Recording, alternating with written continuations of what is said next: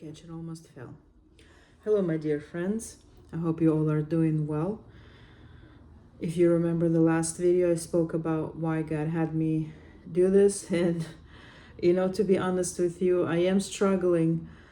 I have so much information in me and that I want to share with you. And I'm thinking, what next topic I should go into and what to talk about. And I didn't grow up having camera in my face. I grew up in Soviet Union and there was no camera in my face. In fact, the first time I used the computer when I was 16 or 17 when we moved to the United States. So not tech savvy, it's not my thing, but I'm doing the best I can, and my focus here is the journey that God has placed me on, and from orphans into sonship. If you remember, you can go back and watch the previous video if you have not seen what all of this is about. Okay, I'm kind of rambling on now. And last time I spoke about a call out of desperation, or a call when a person is just done struggling, is just fed up, sick of being sick, when you're just done, when you're desperate about a call. And right now it's the season of Passover. Well, it kind of already passed, but Passover means to pass over.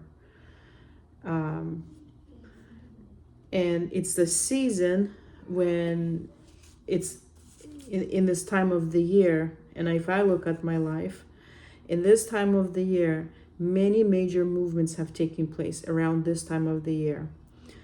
And if we look at Israel, we see the same thing. They're moving from slavery into freedom.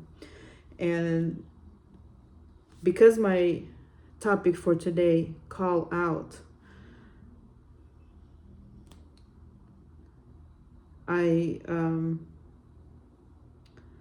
I spoke that I called out to Lord to help me, and he started to teach me, and he started to teach me.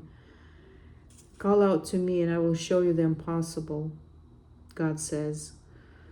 So he doesn't barge into our problems. He doesn't barge into our situations. He is waiting for us to invite him in. So when you invite him in, he's going to show up in ways sometimes not how you expect it to be. So let's read this just to kind of get a good picture of what I'm talking about here. If you remember, Israel left Egypt and they were standing in a place where there was mountain on the right side, another mountain to the left. In front of them was the sea, and behind them was the Pharaoh's army. So stuck. They were stuck. I am sure you've experienced what it's like to be stuck, where there's no way back, you don't see a way forward, there's no way to the right, there's no way to the left. You are stuck and you just don't see a way out. When you feel stuck like that and you don't see a way out, it's a good position. It's a position that will propel you towards change. Not on your own might, not on your own striving, not relying on your own self, but in partnership with God. So in this situation, I'm going to read in Exodus from chapter 14, verse 10. As Pharaoh approached, the people of Israel looked up and they saw Egyptians right there coming after them. In great fear, the people of Israel cried out to God and said to Moses, "Was it because there weren't enough graves in Egypt that you brought us out to die in the desert? Why have you done this to us, bringing us out of Egypt? Didn't we tell you in Egypt to leave us alone? We'll just go on being slaves for the Egyptians. It would be better for us to be the Egyptian slaves than to die in the desert." So in their eyes, what they saw, the picture that was in their head, is, we can clearly see this is slavery mentality, hopelessness. They just don't see a way out. What is in front of them, they fear more than what they had back in Egypt as slaves. So naturally they want to go back into where they were. And Moses answers the people, stop being so fearful, remain steady, and you will see how God is going to save you. He will do it today. Today you have seen the Egyptians, but you will never see them again. God will do battle for you. Just calm yourselves down. Here's the solution. Comes from Moses, the one who was trained up to lead them out, the one who already experienced the exit from the old mentality, from the helplessness and whatever it is that he struggled. He is speaking to the people and he's encouraging and he's telling them, stop being so fearful. Remain steady. You will see God is not going to leave you here. This is not your final destination. He will see you through. He will do it today. Today is the last day you will see these Egyptians. They're scaring you right now. But today is the last day you are actually seeing them. You're going to witness them drowning in the sea. This is the last time you ever have to face them or look at them. They didn't have to face them. Just look. The last time you will see them ever in your life. God is going to deal with this. And God asked Moses, why are you crying to me? Tell the people of Israel to go forward. Lift your staff, reach out with your hand over the sea and divide it into two. The people of Israel will advance into the sea on dry ground. As for me, I will make the Egyptians hard-hearted, and they will march in after them. Thus I will win glory for myself at the expense of Pharaoh and all his armies, chariots, and cavalry. Then the Egyptians will realize that I am God when I have won myself glory at the expense of Pharaoh, his chariots, and cavalry. And that is exactly what happened. That is exactly what happened, as God said. So God is teaching them that where you see dead end, put your trust in me. I will do the battle. I will fight for you. You may see your enemy, but this is the last time you see it. You know, in Philippians chapter 1, it says that when the enemy advances at you, let me grab that. I have this Bible right here. I was actually reading it this morning. It says that in Philippians 1:28, and don't be startled by those who rise up against you, which is an indication of their destruction and a life for you. And this is given to you by Elohim, that you not only really believe in the Messiah, but also that you will suffer on his account, and that you endure conflict, as you have seen in me, and now here concerning me. So even though a conflict was there, Paul is saying that don't be startled by those who rise up against you, because the day they rise up against you is the beginning of their defeat. As long as you put your trust in God and don't try to vindicate yourself or fight for yourself, put your trust in God. Run to him with your fears. Tell him, Lord, I am afraid. Name your situation. Say, this is the scenario.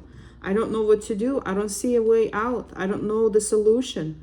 I invite you in, Holy Spirit. I invite you in to show me the way, to open my eyes and see, what do I need to know about the situation? What do I need to do? And meanwhile, place your eyes from the problem unto Lord.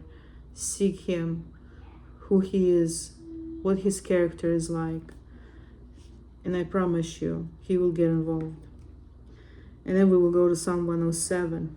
Give thanks to God, for he is good, for his grace continues forever. His grace continues forever. What does that mean? It means that where you come short, his grace covers it. Wherever you are trying, where you are making some sort of effort, and where you do come short, his grace covers that, where you come short. Let those redeemed by Adonai say it. Those he redeemed from the power of the foe, he gathered them from the lands, from the east and from the west, from the north and from the sea. They wandered in the desert on paths through the wastes without finding any inhabited city. They were hungry and thirsty. Their life was ebbing away. In their trouble, they cried out to God, and he rescued them from their distress. He led them by a direct path to a city where they could live. Let them give thanks to God for his grace, for his wonders bestowed on humanity, for he has satisfied the hungry. He satisfies the hungry. That's his character. That is what he does. Filled the starving with that which is good. The starving, he gave him that which is good. He didn't give him leftovers. He didn't give him garbage. He didn't give him something that is half good. He gave him that which is good. This is his character.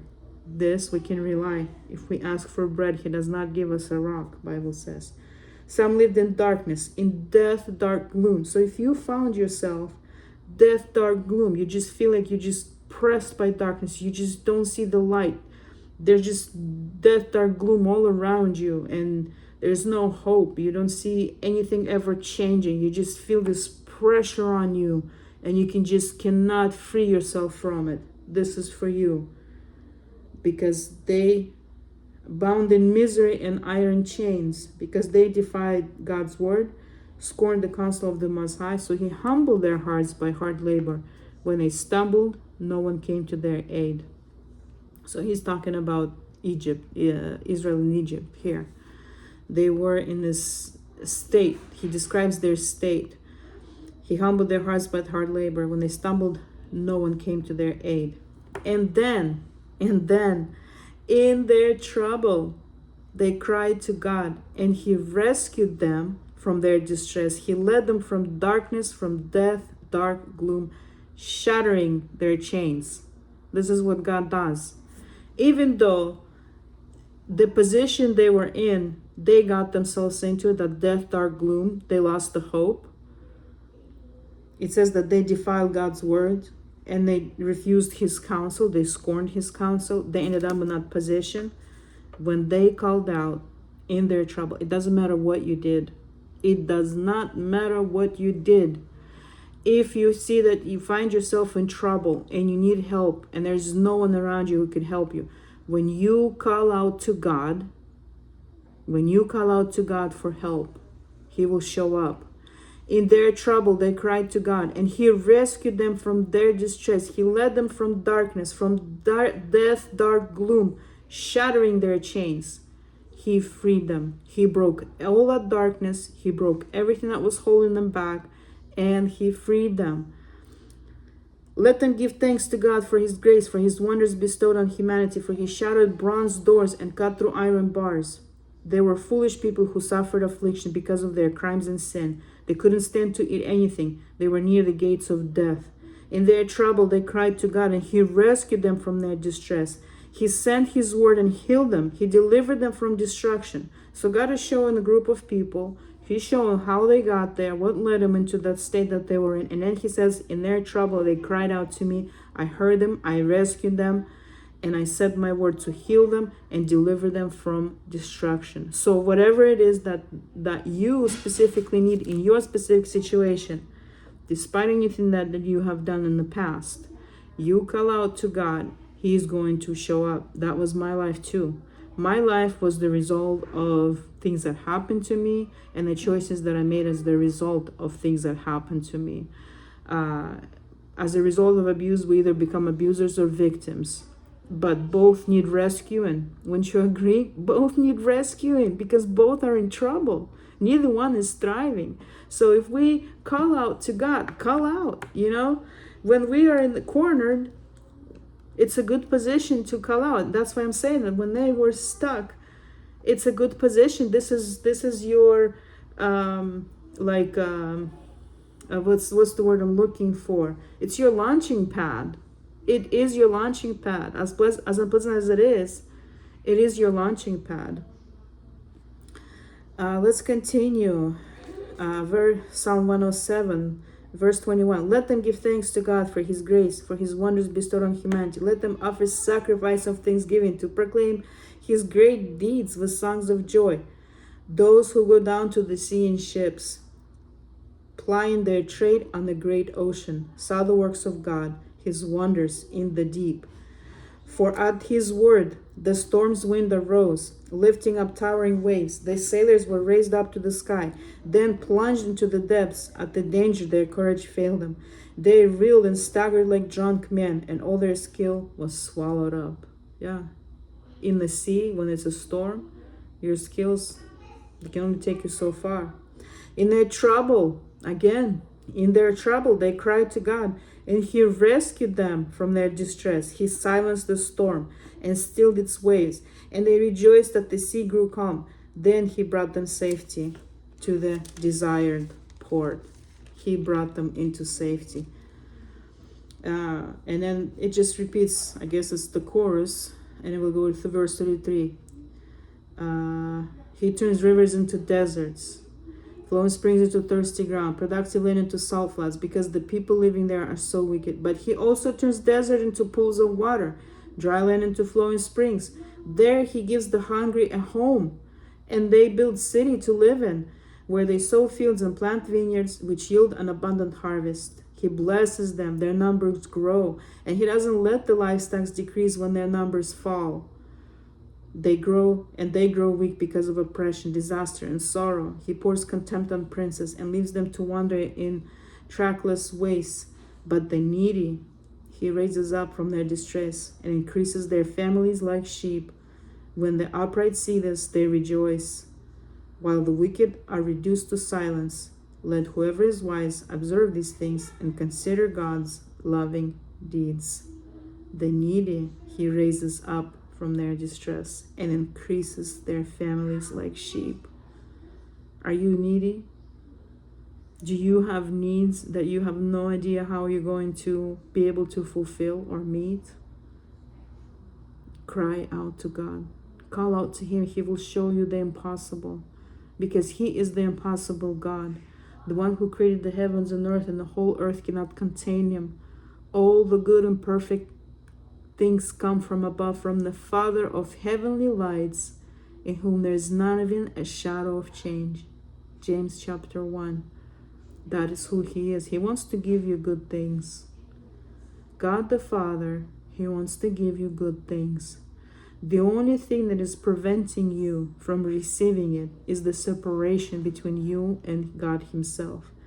And where did that separation come from? From the lies, from deceit, that you ended up, for some one reason or another, not at your own fault, believed about God, who he is, and about who you are.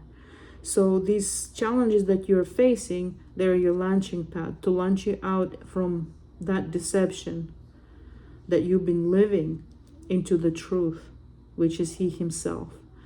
And that is where your access is to all the things that you need. He wants to lead you out. He wants to bless you. He wants to give you the good, all the goodness. But God is a God of order. You cannot believe a lie about who he is and then receive the blessing. It's a separation. That separation has to break. And when the curtain was torn in a temple, that separation has ended. We have access to the Father. So call out to him. Tell him all your troubles. Ask him to rescue you from it, and he is going to do it. Don't expect instant spaghetti, It may be a process. It may be instant. It may be a process. But stay the course and continue to get curious about who he is and learn more about who God is, and call out to him, and you will see. May you be blessed, my dear friends. May peace of God remain with you, the type of peace that surpasses all understanding, and may he keep you all the days of your life and reveal himself to you, so that you may be standing face to face to the most beautiful and precious God that we have. I bless you, my friends. Goodbye. See you next time.